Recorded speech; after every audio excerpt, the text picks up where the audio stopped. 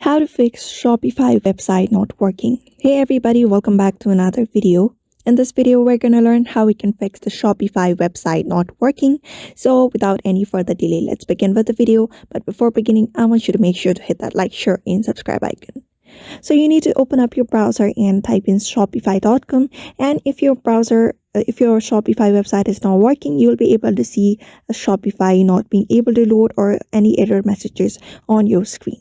So in order to fix that, what you need to do is simply open up a new tab and search for Shopify server status.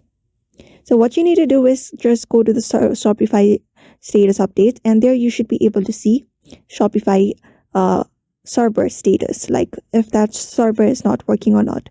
If it's not working, you should be able to see this all systems are not operational thing on your screen.